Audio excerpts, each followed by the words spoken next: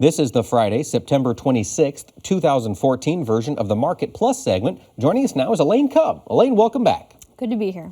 Well, and we're glad to have you. It has been it's been an interesting week for a lot of producers. It's been an interesting week in the equity markets. We've seen tops and tops and tops. And so we've got a question here from Jeff in Central Iowa, and he's curious, how would a 10% pullback in the equities markets affect commodity prices? Would we see a big reallocation of assets? Possibly, because the volatility that we've been seeing in these equity markets really has been tied to investors' idea of how healthy the global economy is.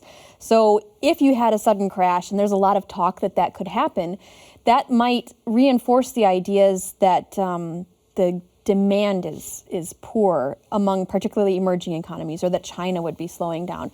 Because the commodities, you look at the commodity indexes, they're at 4-year lows. They're globally, across any commodity board, they've been very pressured by the higher dollar. So there's thoughts even among the commodity sector that this may be the spark of or a sign of a poor global economy.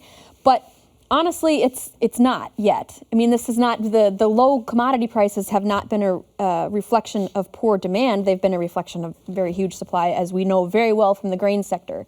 So in the sense that those are tied together, yes, there could be knock-on effects from a shock to the equity system.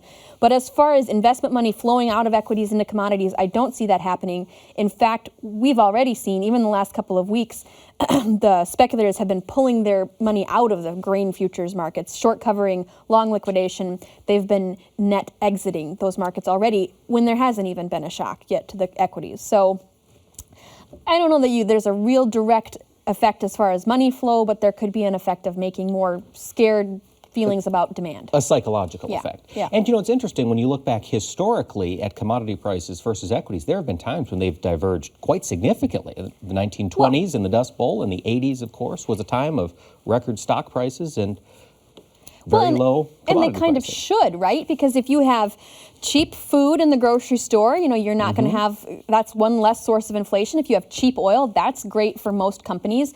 They should be optimistic and growing when there's cheaper commodities. So that's okay for now, yeah. You bet. Now, and kind of leading right from that question, our buddy Phil in Ontario, Canada, has a question. He says, how are the ag commodity markets different from the last time prices were at this low level? And then also, is it just end user heaven? Yeah. I don't really know exactly when was the last time when they were at this level? I don't know, 2009 maybe? That seems about right. Yeah, I guess I remember 2009. Yeah. But absolutely, if it's 2009, then of course, we were in a global recession at that time. And now they have all the room in the world. Let's say a wheat miller, for instance, that's taking cheap wheat and turning it into bread. They've got all kinds of upside to raise the price of that bread. I mean, they haven't had to, but yes, the times are very different as far as what the end users, their margins or the space they have to play with prices. Yep. Okay, so they're just capitalizing on it today, and the packer perhaps being a lone exception. Yeah. Well, they have been. It's just now that they're starting to be expected to be going into negative territory, so they might come back out of it. They've had a good run. All right, now let's talk the basis situation up in the Dakotas. We've talked about repeatedly on this show. It's a hard issue. Well, it's a hard issue to be a producer in that neck of the woods, and there is some frustration. Yeah. And we've got a question here from Schwelke in Groton, South Dakota. He's saying, is there a way for the Dakotas or producers in the Dakotas to start a class action lawsuit against the railroads who are impeding grain flow out of that territory? Well, a little background. So where he's from, up by Groton, the basis up there is about 90 under for corn, new crop corn. That's $2.30 a bushel today, probably less than that after today's losses. So that's pretty painful. So you could see why there's a lot of frustration. And I'm not a lawyer, and I don't sue me for any advice I'm about to give. But as far as I know, anybody in this country can sue anybody else for anything else. And it would certainly be possible to put a price on, an overall price of how much these rail delays have cost farmers or have cost elevators. And I think we were talking before the show, Cargill is suing Syngenta because of the effects of genetic traits impeding their ability to sell things. So certainly there's some precedence, but I don't know that this is necessarily the most productive line of thought to go down. Like if we get 3 years down the road, you get a settlement and get some money through your local co-op or whatever, that doesn't solve the very immediate problem that's there right now, is that we have to get through harvest. So, and I don't know, specifically whom would you sue? Right. So I don't know that that's the most productive way to do that. And obviously I don't have any real easy answers, but it would be, I believe that the best way to fix it is if we could get these railroads who are swearing up and down that they're not paying preference to one commodity over another. They're not giving preference to the oil, or they're not giving preference to the coal. And that may be, but it would be nice if someone, the government, go running to mommy and daddy and get them to make these railroads give grain the precedence for the next few months for harvest. To get through harvest, it's going to be a gigantic mess as things stand right now. So if we could get some preferential treatment for the next few months, maybe that would help it be less painful.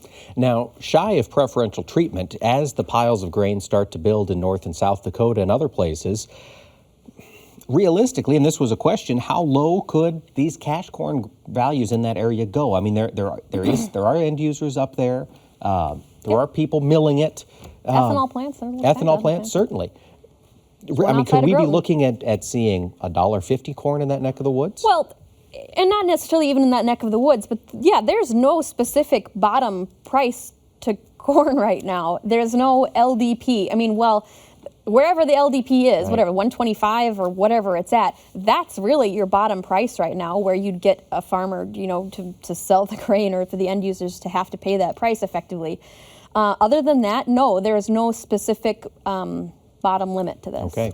Well, and it's been a long time since a lot of producers have had to think about LDP. And it's not very pleasant. No. And now, before we let you go, Elaine, let's try to find some sunshine in this conversation. Jeremy in Lanark, Illinois is curious, what opportunity should we be looking for in corn and beans through the next year? What kind of price levels would it be wise to go ahead and make some sales at?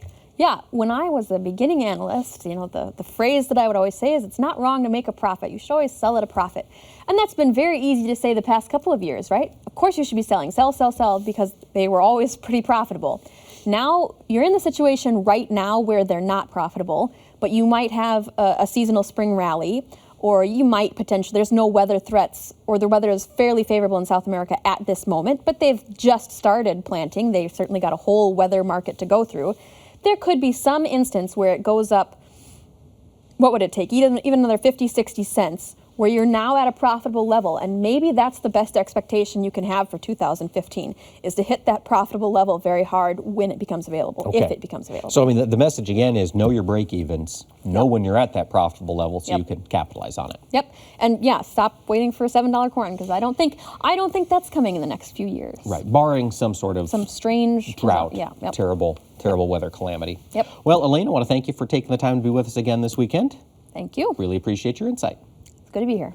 And thanks to all of you for sending in your questions via Facebook and Twitter. Please continue to do so, and we will continue to get expert analysis right to you. Thanks for watching, and have a great week.